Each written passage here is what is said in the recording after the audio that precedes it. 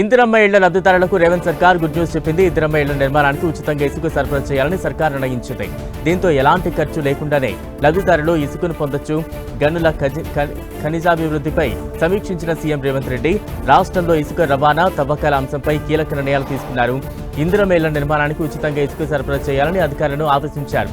వినియోగదారులకు తక్కువ ధరకే ఇసుక లభించేలా చర్యలు తీసుకోవాలన్నారు. రాష్ట్ర వ్యాప్తంగా మొదటి విడతలో సొంత స్థలాలు ఉన్న వారికి ఇళ్ల నిర్మాణం కోసం ప్రభుత్వం 5 లక్షల రూపాయల చొప్పున సాయం అందిస్తోంది. ఈ లక్షల్లో ఇసుక ధరను మినహాయించింది. దీంతో లబ్ధిదారులకు మేలు కలగనుంది.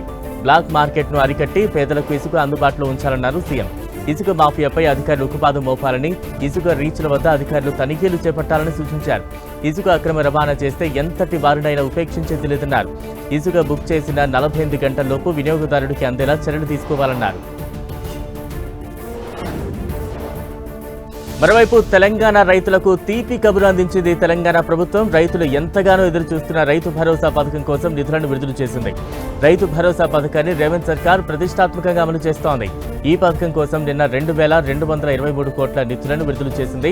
ఇప్పటికే ఎకరం సాగు భూమి ఉన్న రైతుల ఖాతాల్లో పెట్టుబడి సాయం జమ చేయగా ఇప్పుడు 2 ఎకరాలున్న అన్నదాతల అకౌంట్లలోనే డబ్బులు జమ చేసేందుకు ప్రభుత్వం నిధులు విడుదల చేసింది. ఇప్పటి వరకు ప్రభుత్వం 34,75,994 మంది రైతుల అకౌంట్లలో నిధులను జమ చేసింది. దీంతో కలిపి ఇప్పటి వరకు మొత్తం 37 లక్షల ఎకరాలకు రైతు భరోసా నిధులు విడుదలైనట్లు మంత్రి తుమ్మల నాగేశ్వరరావు ప్రకటించారు. జనవరి 26వ తేదీ వరకు రైతు భరోసా పథకాన్ని సీఎం రేవంత్ రెడ్డి లాంఛనంగా ప్రారంభించారు. మొదటి దశలో పథకం ప్రారంభించిన గ్రామాల్లోని రైతులకు మాత్రమే పెట్టుబడి సాయాన్ని అకౌంట్లలో జమ చేసిన ప్రభుత్వం ఎకరం సాగు భూమి ఉన్న రైతులకు, 2 ఎకరాలు ఉన్న రైతులకు అంటూ విడతల వారీగా నగదు జమ చేస్తూ వస్తోంది. రేషన్ కార్డు కొరకు దరఖాస్తు చేయాలనుకునే వారికి పౌర సరఫరాల శాఖ గుడ్ న్యూస్ చెప్పింది. మీ సేవా కేంద్రాల ద్వారా కొత్త దరఖాస్తులు స్వీకరించాలని నిర్ణయించింది. మీ సేవా దరఖాస్తుల స్వీకరణ ఆప్షన్ను అధికారులు పునరుద్ధరించారు. రేషన్ దరఖాస్తులపై పౌర సరఫరాల శాఖ అనుసరించిన తీరుతో 3 రోజుల పాటు గందరగోళం నెలకొంది.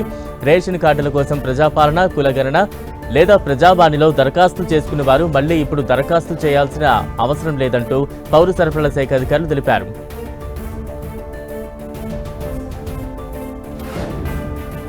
దేశంలో సకల వసతులతో కూడిన 2,000 పడకల ఆసుపత్రులు త్వరలో నిర్మితం కాబోతున్నాయి. ఈ ఆసుపత్రిలో ప్రపంచ స్థాయి వైద్య సేవలు అందనున్నాయి. దేశంలో మరిన్ని నాణ్యమైన వైద్య సేవలు అందించేందుకు అదానీ గ్రూప్ ముందుకొచ్చింది. 6,000 కోట్లతో 2,000 పడకల ఆసుపత్రులు నిర్మిస్తామని అదానీ గ్రూప్ ప్రకటించింది. ముంబై, అహ్మదాబాద్ నగరాల్లో ఈ ఆసుపత్రులు నిర్మిస్తామని వెల్లడించింది. అమెరికాకు చెందిన మెడికల్ రీసెర్చ్ సంస్థ మాయో క్లినిక్ తో కలిసి వీటిని ఏర్పాటు చేయనుంది. ఇటీవల చిన్న కుమారుడి వివాహం సందర్భంగా ప్రకటించిన 10,000 కోట్ల విరాళంలో భాగంగా ఈ ఆసుపత్రి నిర్మాణం చేపట్టనుంది. భవన నిర్మాణం, ప్రపంచ స్థాయి వైద్య సదుపాయాలను దేశంలోని అన్ని వర్గాలకు వైద్య విద్యను అందించడానికి కట్టుబడి ఉన్నామని అదానీ గ్రూప్ ఈ సందర్భంగా తెలిపింది. తొలుత ముంబై, అహ్మదాబాద్ లో 2 ఇంటిగ్రేటెడ్ హెల్త్ క్యాంపస్లు నిర్మించబోతున్నామని పేర్కొంది. భవిష్యత్తులో వివిధ నగరాల్లో మరిన్ని అదానీ హెల్త్ సిటీలు నిర్మిస్తామని గ్రూప్ తెలిపింది. అయితే ఎక్కడికక్కడ నిర్మించేది మాత్రం వెల్లడించలేదు. ఒక్కో క్యాంపస్ లో 1000 పడకల ఆసుపత్రి, medical college, clinical research, artificial intelligence, biomedical informatics వంటివి ఉండబోతున్నాయని అదానీ గ్రూప్ తెలిపింది.